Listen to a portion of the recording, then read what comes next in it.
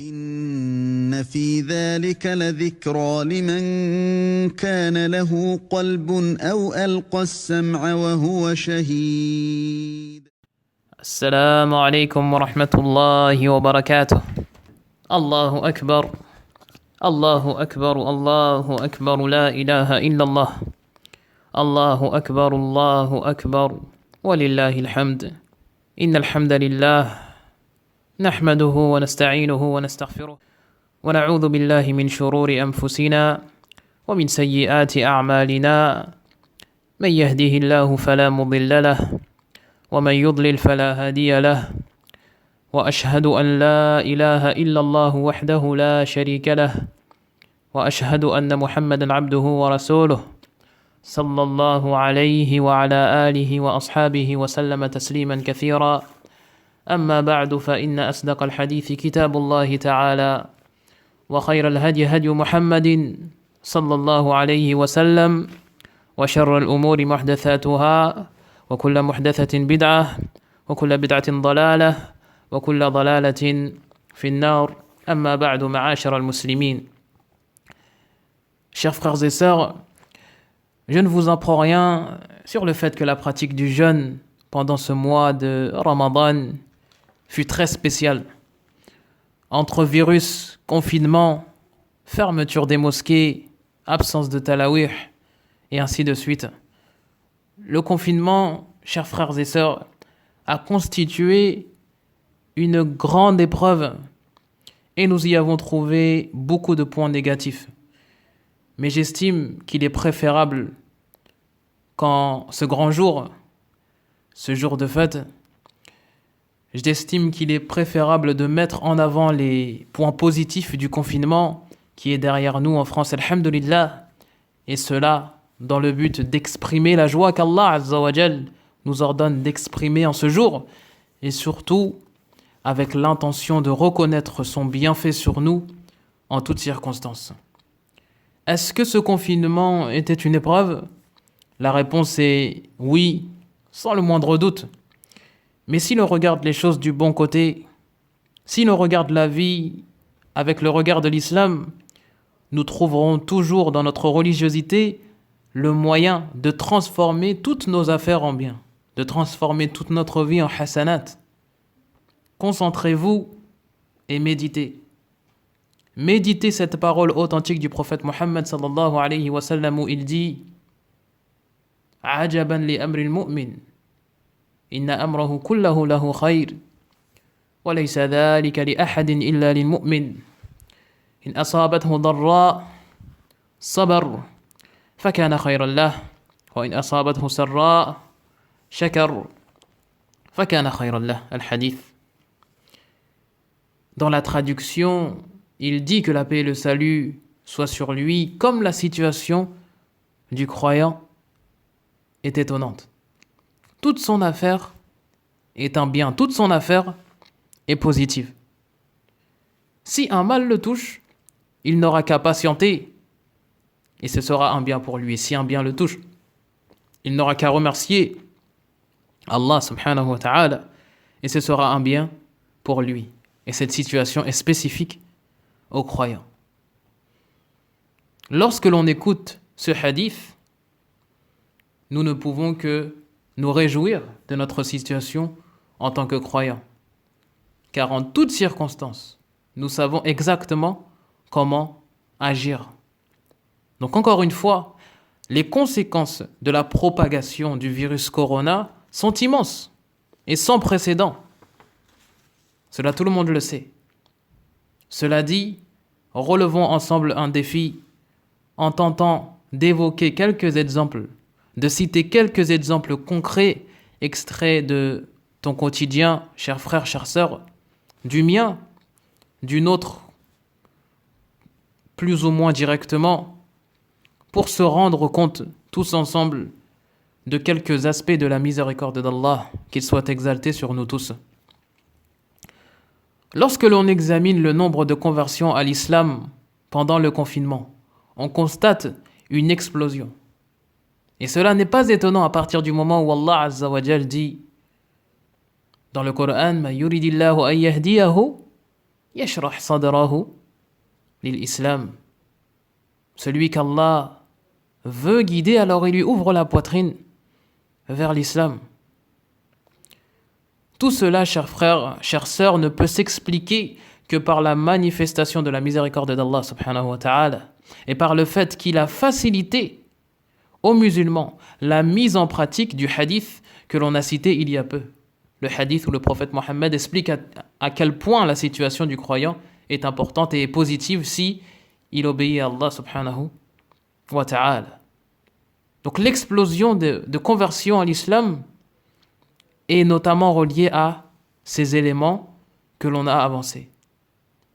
Et comment nos concitoyens non musulmans ne pouvaient-ils pas être étonnés de voir les musulmans dans cette épreuve, dans ce confinement, responsables face à l'épreuve et surtout apaisés, le cœur tranquille face au danger véritable de ce virus. Comment ne pouvaient-ils pas être étonnés en voyant les musulmans placer leur confiance en Allah quant à leur affaire, en n'ayant aucune crainte de succomber à la maladie, et cela grâce à leur connaissance de la religion islamique et plus particulièrement de la parole du prophète Mohammed sallallahu alayhi wa sallam où il annonce la bonne nouvelle aux musulmans qui succombent à ce type de maladie. Bien sûr, je fais ici le rapprochement entre le virus Corona et ce qui a été rapporté comme nouvelle à propos de ceux qui meurent de la peste dans le hadith que l'on appelle hadith at-ta'un. La bonne nouvelle étant le fait ceux qui perdent la vie de ce type de maladie gagnent le rang de martyrs. Ce rapprochement est un rapprochement qui a été fait par les gens de science. Bien sûr, je vous invite à faire un retour vers ces paroles qu'Allah vous préserve. Il y a ici une bonne nouvelle qui naturellement apaise le cœur du croyant. Donc comment nos concitoyens non musulmans ne pouvaient-ils pas s'étonner de cela et ne pas voir en cela un signe de la beauté de cette religion, de ce message de vérité universelle et intemporelle qu'est l'islam. Cela n'est pas étonnant, chers frères et sœurs, qu'il y ait eu une explosion à ce niveau. Alhamdulillahi Rabbil Alamin. N'est-ce pas, chers frères, chères sœurs, que dans la fermeture des mosquées, nous avons redécouvert sa véritable valeur, le bienfait de la prière en groupe. Et je ne parle pas essentiellement de ceux qui fréquentent habituellement la mosquée, non. Bien au contraire, je parle d'une prise de conscience générale qui aboutira à un grand bien dans un futur proche, Inch'Allah. Il y a-t-il quelque chose d'étonnant dans cela? Non, par Allah. Regardons maintenant du côté de nos familles, nos frères, nos sœurs, nos fils, nos filles, nos pères, nos mères.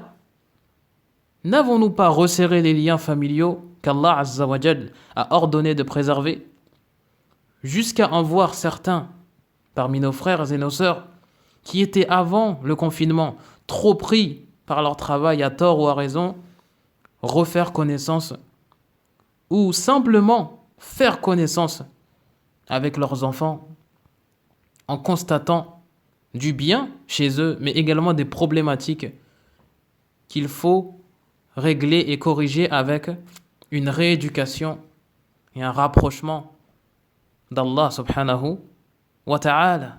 Il y a-t-il quelque chose d'étonnant dans cela, chers frères et sœurs? Non. Par Allah. N'avons-nous pas vu certaines personnes qui étaient noyées dans la dunya, noyées dans les tentations de cette vie mondaine, revenir vers leur Seigneur repentant? Y a-t-il dans cela quelque chose d'étonnant, chers frères et sœurs? Non. Par Allah. Combien de frères et de sœurs se sont réconciliés en cette période de confinement en reconnaissant que la cause de leur dispute n'était pas si grave, tout compte fait. Y a-t-il quelque chose d'étonnant dans cela? Non. Par Allah. N'avons-nous pas remarqué chez les gens un élan de générosité? N'avons-nous pas vu naître chez certaines personnes de nouvelles vocations? Nous les avons vus par exemple mettre en place de nouveaux projets, de nouvelles associations pour aider les démunis. Pour Allah subhanahu wa ta'ala, y a-t-il quelque chose d'étonnant dans cela? Non. Par Allah. J'ai également vu énormément de générosité dans cette action que je mène depuis un certain nombre de semaines pour rassembler et récolter des fonds pour le poste jeunesse de la mosquée Riyad al-Salam. Et je vous montrerai à quel point les personnes et les gens ont été généreux pendant ce confinement. Masha'Allah. Tout cela, chers frères et sœurs, est notre réalité pour laquelle nous demandons à Allah subhanahu wa ta'ala le renforcement et la guidée. Et c'est certes lui qui accorde la réussite à qui il veut. Ce discours est un discours optimiste. Et je conclurai cette première partie par ce même hadith que j'ai avancé en début.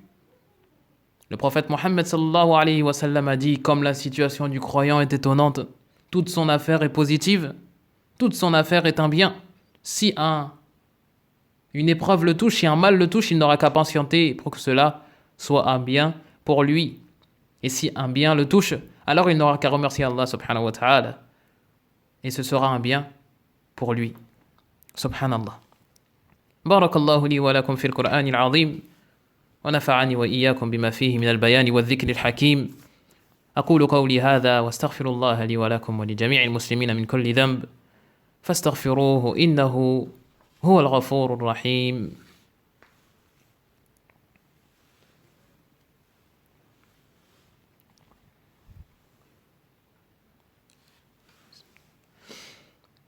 الله أكبر الله أكبر الله أكبر لا إله إلا الله الله أكبر ولله الحمد. الحمد لله على فضله وإحسانه وأشكره على توفيقه وامتنانه وأشهد أن لا إله إلا الله وحده لا شريك له تعظيما لشأنه وأشهد أن محمدا عبده ورسوله صلى الله عليه وعلى آله وأصحابه وسلم تسليما كثيرا ما بعد. Chers frères et sœurs, compte parmi les actions qu'il ne faut pas délaisser pendant cette période festive le fait de proclamer la grandeur d'Allah, qu'il soit exalté. Le fait de dire Allahu Akbar al-Takbir, Allahu Akbar la ilaha illallah, Allahu Akbar wa lillahi alhamd. À compter du coucher du soleil de la nuit de l'Eid jusqu'à cette même prière. Cela compte parmi les choses à faire.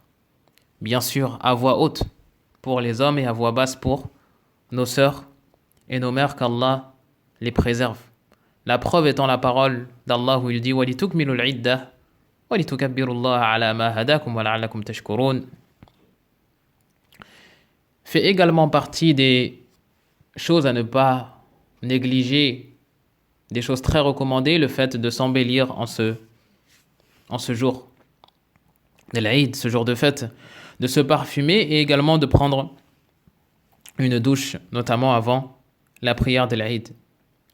Il y a énormément de choses et de sunan qu'il serait bon de citer, mais le but de cette intervention et de ce discours n'est pas d'être long. En ce qui concerne la prière de l'Aïd, vous avez sûrement entendu les paroles très récentes des gens de science, des ulama, qui notamment ont encouragé à pratiquer la prière de l'Eid à la maison. Donc elle se pratique comme à la mosquée, sauf qu'on ne fait pas de discours.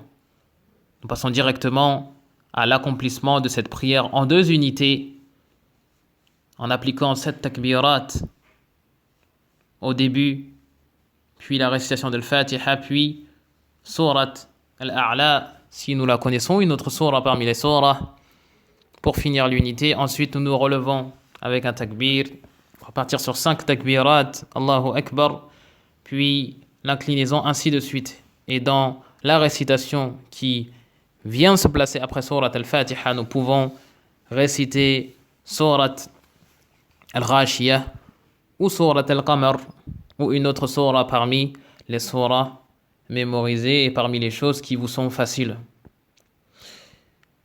Je demande à Allah subhanahu wa ta'ala de nous accorder à tous la réussite. Je demande à Allah subhanahu wa ta'ala d'accepter notre jeûne, d'accepter nos prières, de nous pardonner, de pardonner à nos proches, à nos frères, à nos sœurs, les vivants comme les morts. Je demande à Allah azza wa jal de pardonner à tous ceux qui nous ont précédés dans la foi et de nous renforcer après eux. Ô notre Seigneur Allah, accorde-nous le paradis, la réussite dans cette vie et dans l'autre, et préserve-nous de l'enfer, de l'égarement dans cette vie, et préserve-nous de tout châtiment, qu'il soit dans cette vie ou dans l'au-delà.